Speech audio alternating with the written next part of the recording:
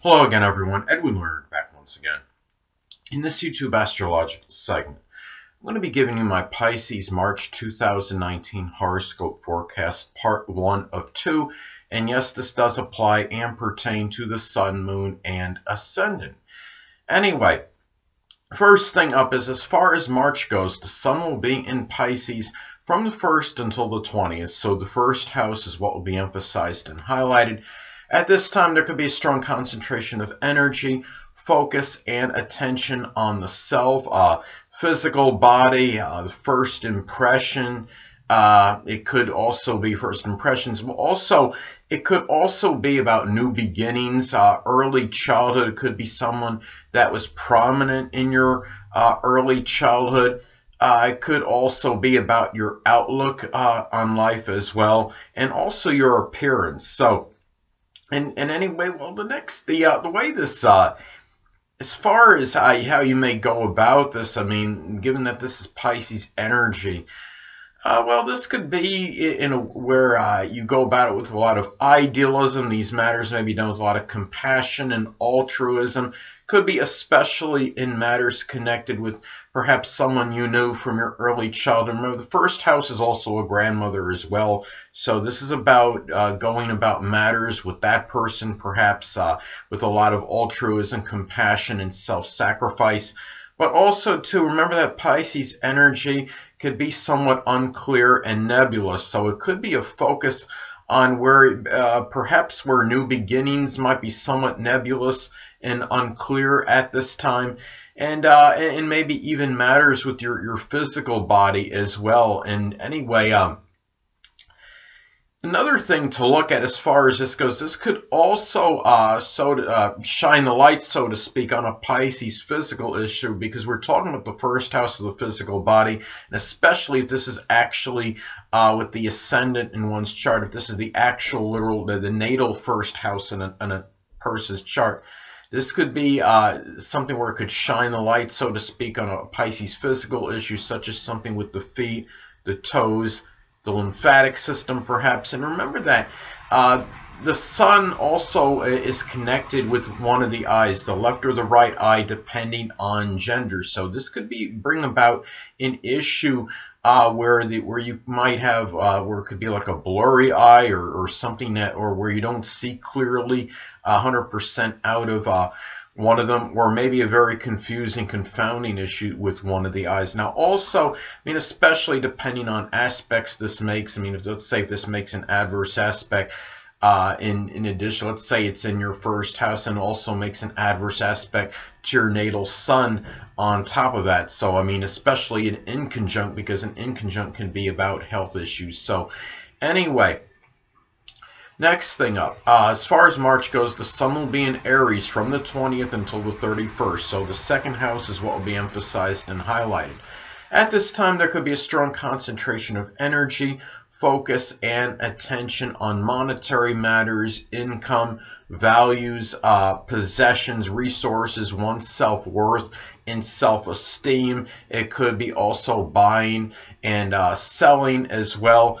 And given that this is Aries energy, a lot of these things may be gone about with a lot of assertive and aggressive energy, a lot of courage and fortitude, and very forceful energy. Is really, though, there's going to likely be little procrastination and hesitation in these matters, but just be careful you're not overly impulsive and impetuous, especially perhaps in monetary matters. If you're making any kind of investment or trying to start doing something in terms of generating income, something new, it's really important to just kind of look before you leap, so to speak. And also, in some cases, I mean, this could shine the light, so to speak, on an Aries like possession. It could be something connected with sports or something with the head, such as a helmet, something with fire, such as maybe a fire extinguisher. It could be something like maybe you had lost, and maybe at this time you might actually find during the time of this energy. So anyway, well, the next thing up is There will be a new moon. Well, actually, just passed. The new moon in Pisces was on March 6th, and the first house is what was emphasized and highlighted. But at this time, well, this could manifest in a lot of ways. This could be where one may have rekindled a connection with a Pisces that was prominent in one's early childhood. It could be a Pisces sun, moon, or ascendant, or simply one that embodies Pisces-like characteristics. This could have been a new Pisces beginning, such as something connected with poetry, dancing, something with water, such as oceanography, boating, fishing.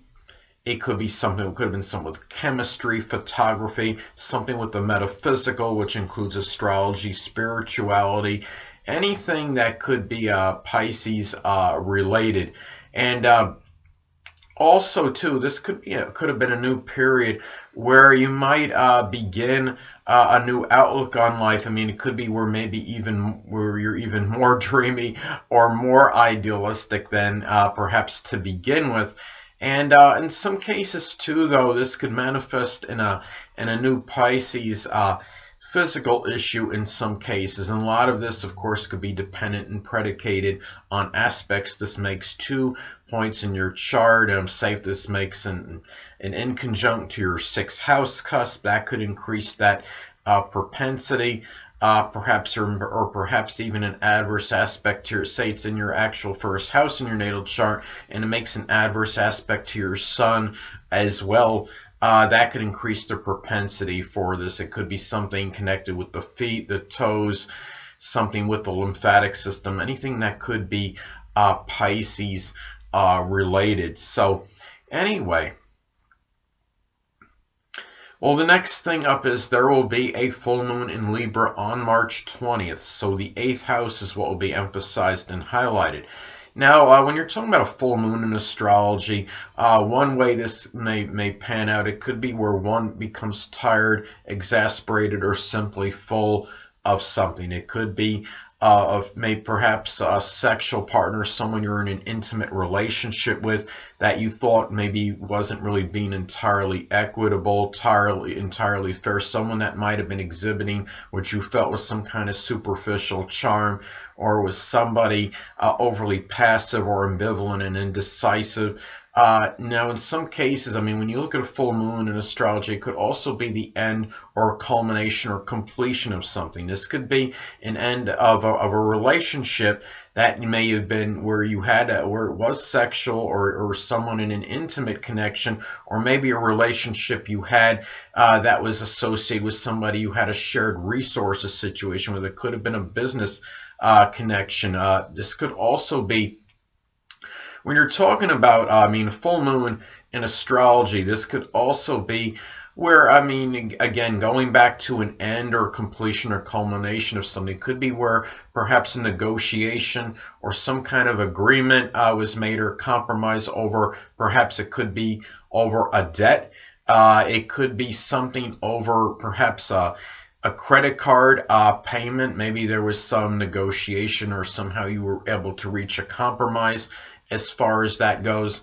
And if this is an end of a relationship, say you're in an intimate connection with somebody, sexual relationship, a lot of this, the way it could end, I mean, of course, could be dependent and predicated on aspects this makes to other points in your chart. Say if it makes an adverse aspect to your natal Mars, it could be something where it had maybe more of an acrimonious type ending, but it still may end nonetheless. And also, too, full moons in astrology can also be about revelations and unveilings of things. This could be, in some cases, it could be something something connected with the law that maybe is unveiled or revealed about an 8th house person. It could be something like a criminal record, and it could be something where it could be somebody you're in an intimate relationship with, or sexual relationship with, somebody you're in a shared resources situation with.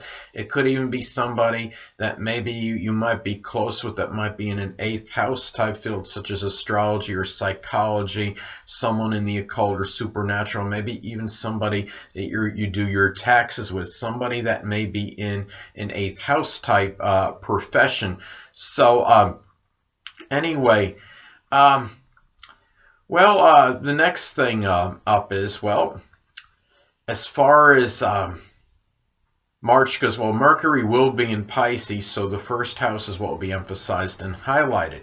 So at this time, well, when you're talking about Mercury in Pisces and retrograde the majority of the month, a lot of this could be ambiguous and cryptic communications. It's also communications that could be readily misconstrued, and especially that you have not only Mercury being in Pisces, being in its detriment and fall, of course, but also being retrograde. It could be something where those communications can take place that I described. Could be with someone prominent in your early childhood. It could be with a grandmother. This could also be a time too when you're talking about retrograde Mercury. It's a time of review, rewinding mentally. It could be where you might be reviewing certain things, perhaps connected with new beginnings or your outlook, something first house related that might be, you're wondering maybe if you're being overly idealistic or simply unrealistic. Could be over new beginnings. Also too, could also be, I mean, Pisces energy could be strongly connected with forgiveness. So it could be also connected with, are you being are you being too forgiving with first house? Are you just completely overlooking transgressions? Or are you just trying to be more idealistic and just accentuating the positive as opposed to the negative? Now also too, as I've talked about previously, hold on a moment, people.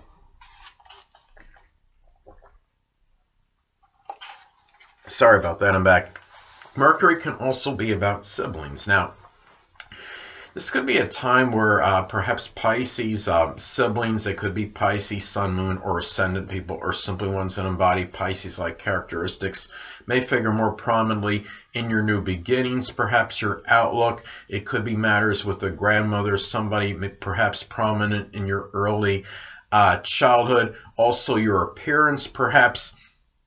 And remember that Mercury can also be about thieves. So, and this is the first house. So this is where you could really be strongly impacted by them, or you might come into contact with them. So it's just very important at this time to really just have your guard up at this time. Pickpocketers, and these are people that could be very, I mean, being in Pisces, could be very deceptive and duplicitous. They could put on a very good facade and act like they're very scrupulous, but really they could be completely the opposite. So anyway, well, next thing up is Venus will be in Aquarius as far as March goes, from the 1st until the 26th. So the 12th house is what will be emphasized and highlighted. Now, this could be something, one way this may manifest is that it could be an Aquarius love, it could be an Aquarius Sun, Moon, or Ascendant person, or simply one that embodies Aquarius-like characteristics. Might drive you figuratively crazy. It might be, I mean, Venus, when you're talking about love and Venus and Aquarius, it could often be about a universal love, a love of, or just more about friendship. But even this energy, those feelings, though, that love might be a little bit more difficult to express, considering we're talking about the 12th house. If you are, it could be a time where you may get involved in a clandestine affair with an Aquarius Sun, Moon, or Ascendant, or one that embodies Aquarius-like characteristics. It could be somebody. Also, too, this could also manifest in a lot of selfless spending on those less fortunate than yourself, such as the oppressed, the homeless, the hungry, the impoverished. And also about enjoying Aquarius-like things in solitude and seclusion, such as things that are innovative, new technology, astronomy, aerospace, astrology, things connected with computers and electronics. So anyway, well, last but not least, Venus will be in Pisces as far as March goes, from the 26th until the 31st. So the first house is what will be emphasized and highlighted. Now, one way this may pan out, this could be about spending money on oneself. It could be, well, maybe you want to buy a fog machine or a vaporizer, possibly. Well, maybe not the fog machine. Vaporizer, I look at vapor connected with Pisces energy. That could be possible, especially if you have some condition where you need some breathing issues, where you need where you need a vaporizer, but I mean, it could be Pisces related things, of course, such as something with poetry. It could be poetry books or astrology books or something, anything Pisces related. It could be like scuba wear or swimwear. This could also be about a lot of self-love at this time and showing and really loving your Pisces characteristics, such as altruism, being compassionate, the compassionate side, your self-sacrificing energy, your forgiving energy, anything that could be Pisces related, your sensitive side. Could also be in being very empathetic too. Now also too, this could be a time where your Pisces, it could be a time where you might connect. I mean, this is about relationships. It might be a time for love for you if you are unattached at this time, Pisces. It could be a time where you might connect with a Pisces sun, moon, or ascendant, or simply one that embodies Pisces-like characteristics, and could also be someone prominent in your new beginnings. And also too, that looking at this as well, remember that Venus can be connected with the throat and the neck, so this could be a time where you might experience some kind of nebulous or very unclear type throat or neck situation. It could also be where your voice might be perhaps dissipating to some degree, where we feel like it just gradually getting a little bit like lighter sounding, and you might be losing it gradually at this time. And of course, a lot of this could be dependent, predicated on aspects. This makes the points in your chart, especially say this makes an adverse aspect to your, say to Neptune, for example, or I mean, or transit Neptune is making an adverse aspect to your natal Venus, or even a conjunction, I would think, to it as well, could increase that propensity for something like that. And then also, too, another way this may manifest is that this could be about perhaps the enjoyment of Pisces new beginnings. It could be something connected with poetry, the metaphysical, which includes astrology, something with spirituality, oceanography, something with water. It could be scuba diving, swimming, something. It could be photography, chemistry, starting some kind of pharmaceutical work, anesthesiology, anything that could be Pisces related. So, and also too, it could be where you might appear more attractive at this time, and it could be like having kind of a mystical or ethereal type look, or even, I mean, Pisces energy could be very chameleon-like, so it could be where you might be maybe just kind of changing your appearance constantly, and being looking like someone else one moment and another person the next, but perhaps more attractive than usual nonetheless. So anyway, people, that'll conclude this YouTube astrological segment for my Pisces March 2019 horoscope forecast, part 1 of 2. Stay tuned next time, where I'll be giving you my Pisces March 2019 horoscope forecast, part 2 of 2. Two things I want to get with you on before I head out.